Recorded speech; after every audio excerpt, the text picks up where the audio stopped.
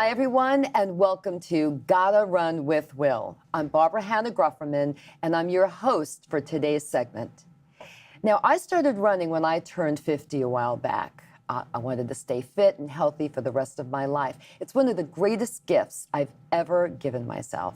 Now, my guest today shares my enthusiasm for running, but here's where we're a little bit different. While I started out late in life, at 50, she's been running, well, since she was a kid.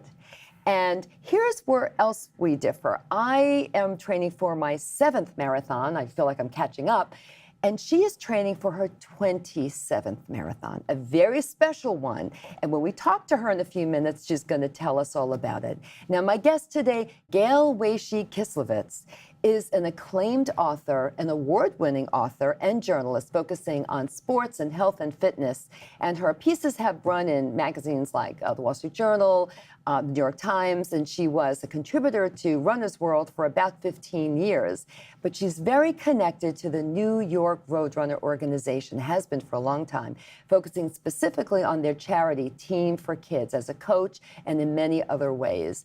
But Gail has also come out with her new book, and it's called Running Past 50. And I'm very excited to talk with her about this, because what she did was she interviewed many people who are legends in the world of running, and she picked their brains on why they keep running, but even more importantly, how they keep running. So we have a lot to talk about. Gail, thank you so much for joining me today. So excited to be here. Before we talk about this great new book, I know that you're training for your 27th marathon. Yes. I know it's a very special one for you. It is. Please tell us why it's special and what it is.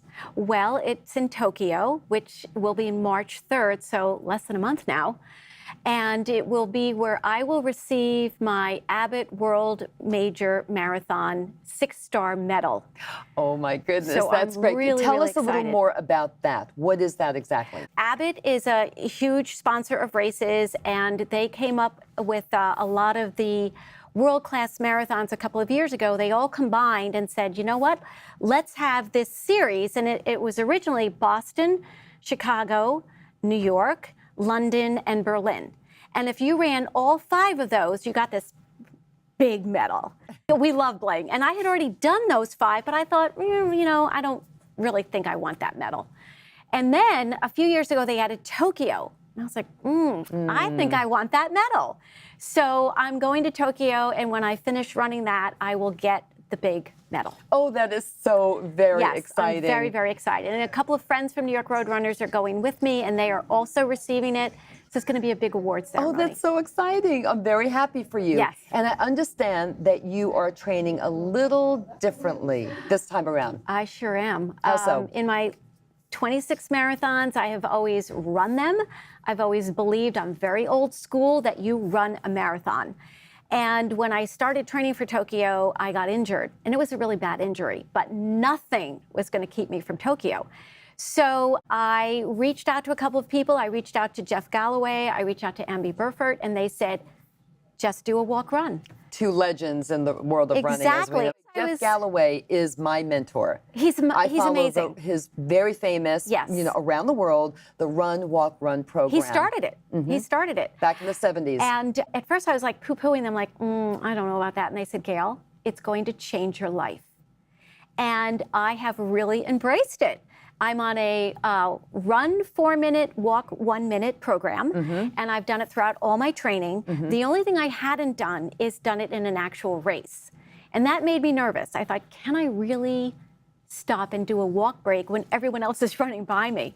So Sunday at the Gridiron 4-miler, I thought, okay, it's only 4 miles, I can do this. And I did it. I started way in the back, and I ran for 4 minutes, and then I just pulled myself over to the side, and I walked for that 1 minute. Well, everyone ran by me, and I didn't care. It was such a glorious day to begin with.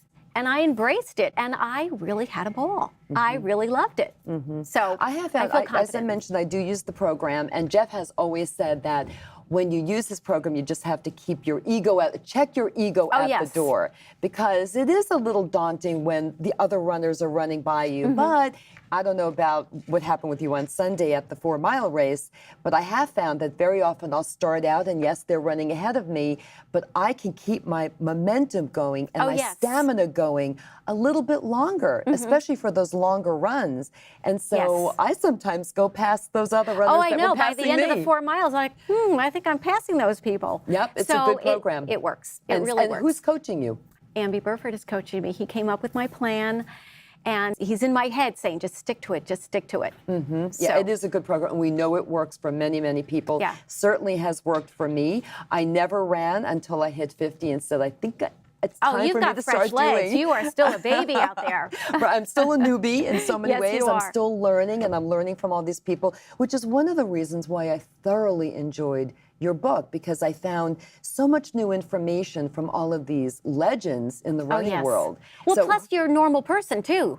I wanted to make sure I had a mix of the legends. Yes. Because everybody loves the legends. Everyone wants to know what Bill Rogers is doing. Sure. But then I wanted the everyday runner, people who you and I can relate to. I can't relate to a Bill Rogers. I love him and I love his story. But when it comes to running, I'm never going to be Bill Rogers. But I can be somebody else who's running like me and in my age, and maybe a 4-hour marathoner or a 5-hour marathon. I can relate to that person. So I wanted to make sure I had a mix. Right. So that there was someone there, everyone could say, oh, that's me. Yeah, it's very relatable, well done. And who from all the people that you interviewed do you feel was the most inspiring? It's hard I fell in love because- with all of them because these people opened up their lives to me. I mean, we laughed, we cried, we just did everything on the phone together or in person when I could. So to say who is my favorite, it's like asking a mother, who's your favorite child? But all of them, and they all had completely different stories, which is one thing in the beginning my publisher said, to make this interesting, you've got to make sure the stories are all different. They were all different. Charles Millman, who at 80 ran 80 miles to celebrate his 80th birthday. I was like, that's incredible. And he was so funny when he told me about it. And he and his wife were in the room. She was part of the interview. Very nice. And she would insert herself. Also a runner? No, but just a really great support person. So to have the two of them laughing together and chuckling during the interview, it was wonderful. It was wonderful. I do that too, for my birthday every year. I do run my age, except with a little change than what you just said. Instead of when I turned 60, for example, it was 6.0. Oh. Not 60. Not 60. And then, when I first picked the people, I had a range of everyone from 50 to 102. Incredible. And I know, these people were just amazing. And as I got into the older ranks, at first I was thinking, how are these interviews going to go? I was a little worried. So when I interviewed Betty Lindbergh from Atlanta, she was a world-class sprinter, and I set up a time. We always arranged a time. And she was in Atlanta. It was around November when I called her, and she was, I think, like maybe 89 at the time. So she didn't pick up the phone right away. And I was like, maybe this isn't a good sign. So I waited a couple of while, and then I dialed the number again, and she picked up the phone, and she was out of breath. And I said, oh, it's so good to hear from you. And she said, oh, darling, I'm so sorry I was late. I was outside on the ladder hanging my Christmas lights. I said, really? Don't you think it's a little dangerous? She said, oh, that's what all the neighbors say. They stand underneath me with a net. She was hysterical. That's so great. everyone brought something different to the table. Don't you hope that we'll be like that? Don't you hope that when we're We 102, will. we're going to still be running and hanging up lights on our houses? Yes, because part of it is attitude. Is attitude, definitely. But I also really know for sure that running, in my case, has really made me healthier. I mean, I compare health check numbers from before and after, and I find it's incredible. It is. I mean, and that research is out there. Every runner is known from the beginning of running that it's healthy for you. It's the way to have longevity, to curb any type of illnesses that may come your way. It's running. Comes down to running. I know one thing or a fear perhaps that people have with running is knees and joints. But that's been debunked. It has been debunked. And thank you. Talk about that a little bit. It's, everyone used to say, oh, you're a runner. How are your knees? That was the first question. I'm like, my knees are fine. How are yours? And then over time, with more research, it's not a problem. Runners have probably better knees than sedentary people. Tell me something about your favorite run so far, your favorite race. Do you have one? Do you have one that was really meaningful to? I have a couple of really special marathons. I think when I ran the New York City Marathon in 2001, right after the Trade Towers, Oh, yes. that was a cry fest. And it was also just so significant to bring the city back together again. Absolutely. And I was given a dream assignment by runners, New York road runners, to run with a fireman who had been there that day. Oh my goodness. So we spent time before What the an race. I honor. went to visit the firehouses, and it was very emotional. And in the day of, they gave me a singlet of New York firefighters' signet, and I went to the race on their bus and hung out with them, and it was just a day I will never forget. Really, really incredible. Yeah. What do you do to prepare for a very important race, a marathon, for example? The day before, do you eat something special? I always eat the same Change thing. it around based No, on what the newest research is? As a marathoner, you never do anything differently. It's everything never the same. deviate. I eat the same breakfast regardless of where I am. When I went to Berlin, I brought my own peanut butter with me. It's a cup of coffee and whole wheat toast and peanut butter. Yeah. And then during the race, I'll take a GU or something every 5 miles. Right.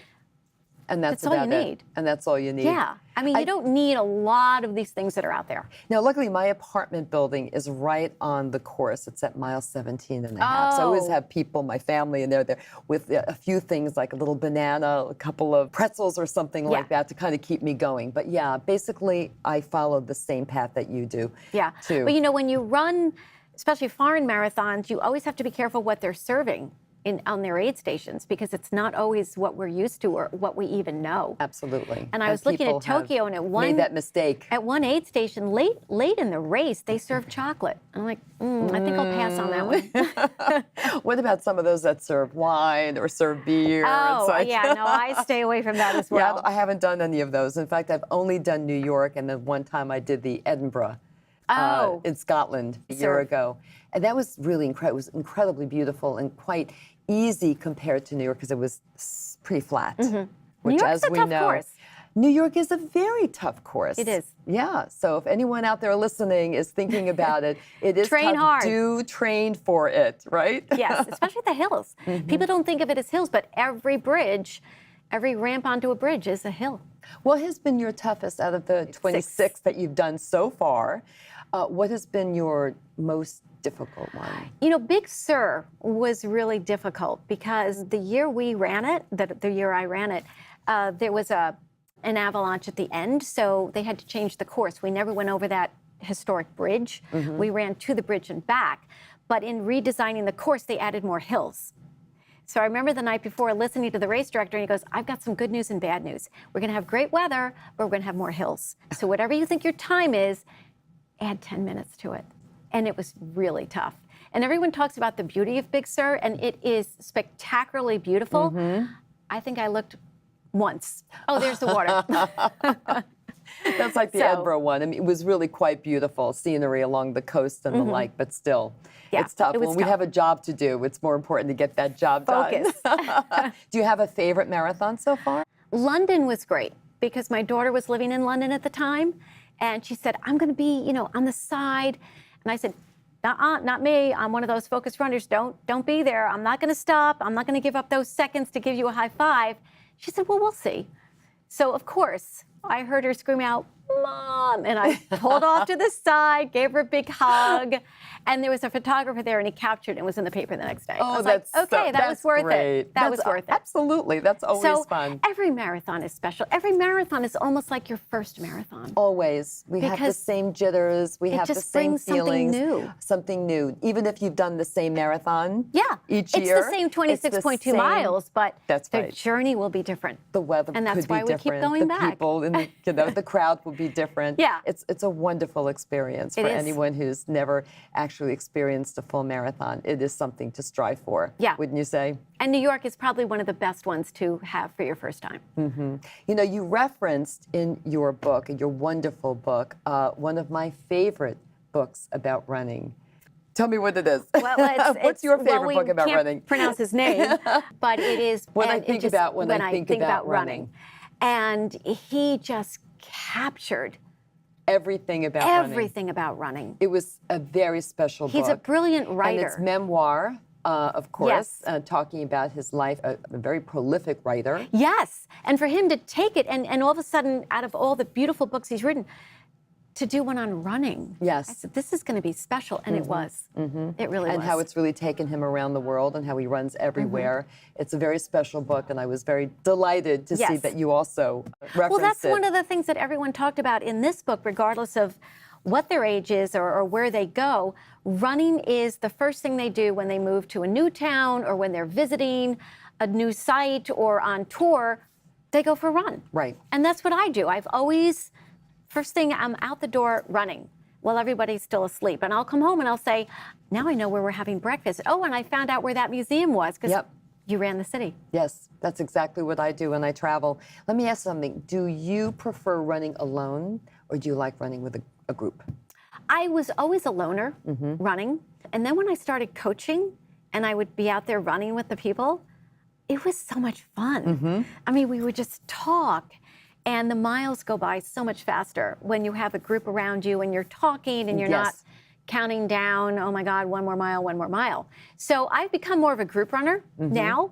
I mean, I still do a lot of my long runs by myself, but I love the camaraderie. And that's a big part that came out in there's a section in here called Lessons Learned. Yes.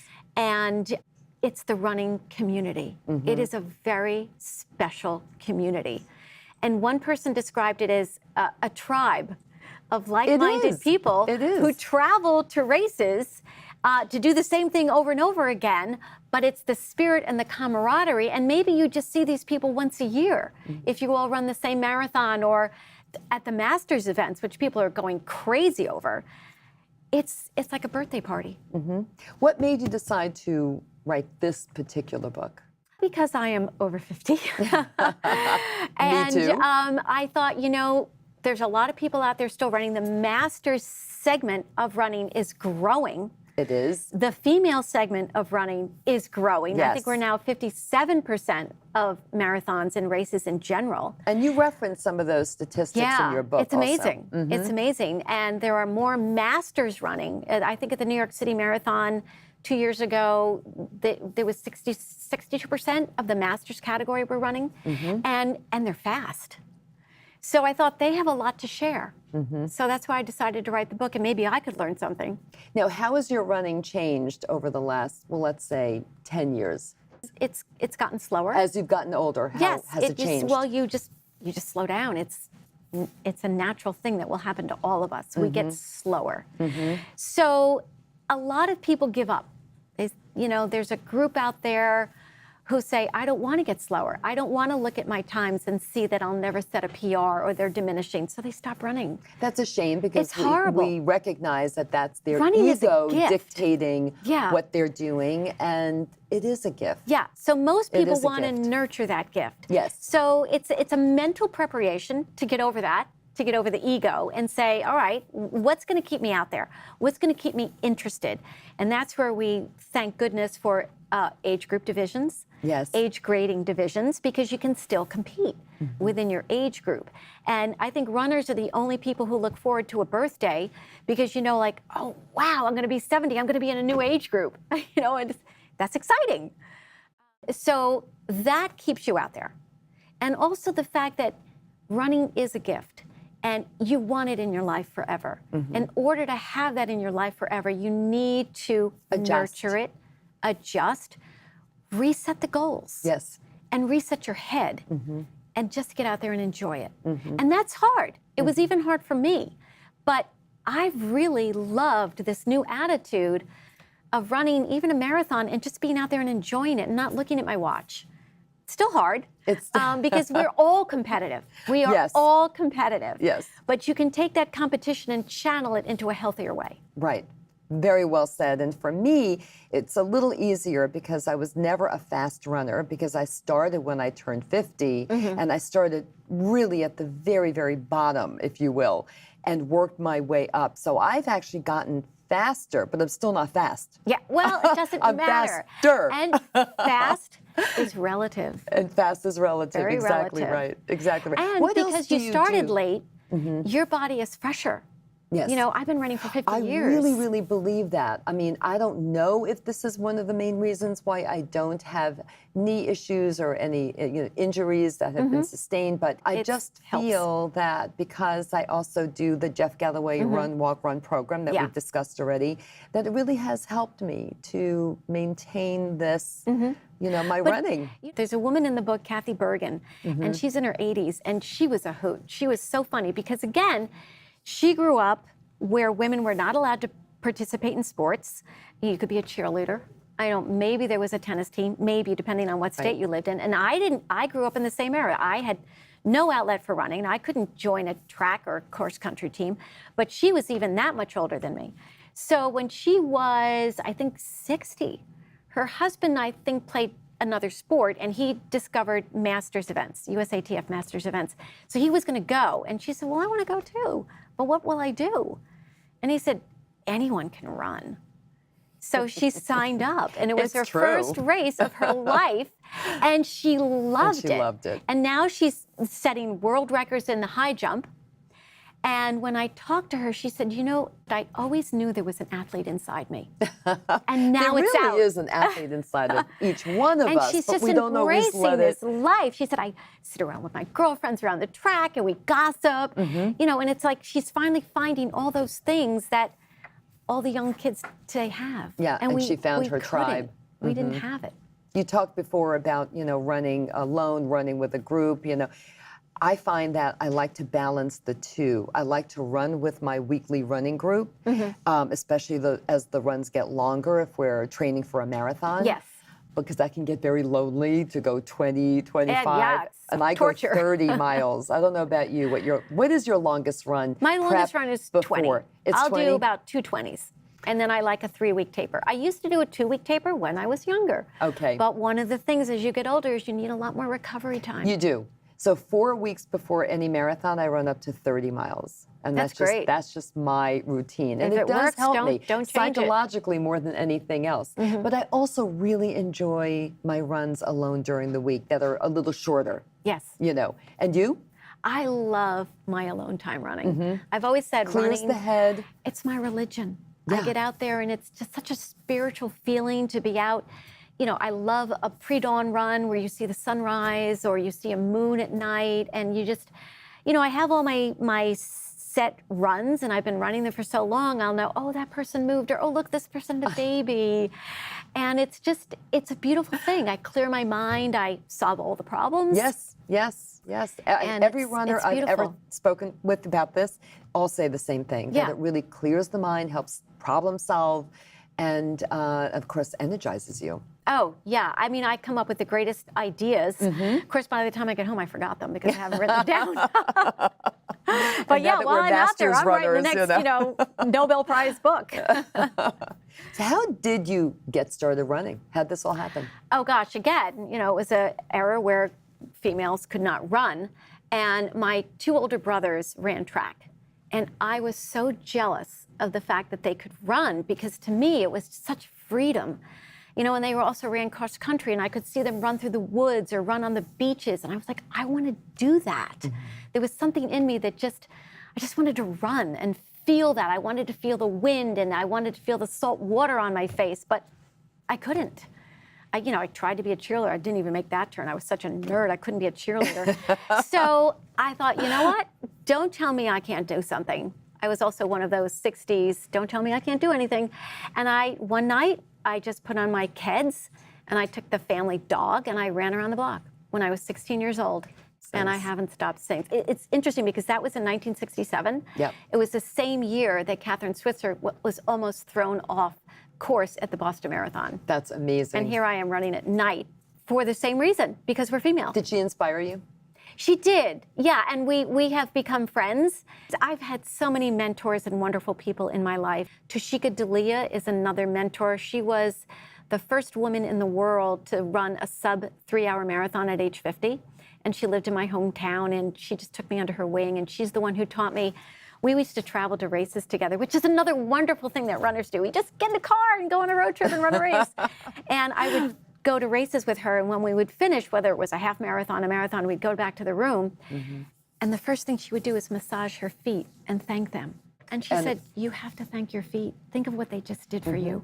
And I couldn't agree more. I didn't do that. I haven't been doing that, but I'm going to do that. Yeah. Because I think that's incredible. We should be thanking our feet. We should thank every part of our body. Take quite the beating.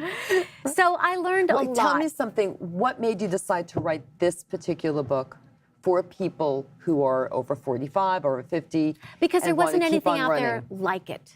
There's a lot of training books. There's a lot of medical books. But there wasn't a book. To inspire? Yes, to say you motivate? can keep running. You can run forever if you nurture it and take care of it and treat it like a gift. And the gift that it is. Yeah. It's an incredible gift and one that I know that you'll keep doing. Oh, yes. And I say my vote is stick with the Jeff Galloway program for the long haul. I might. You know, I have to. My daughter just moved to Boston, as I mentioned, and she lives right at the Boston finish line. So I have to requalify and run Boston again. So I have a place to stay. Your favorite race so far?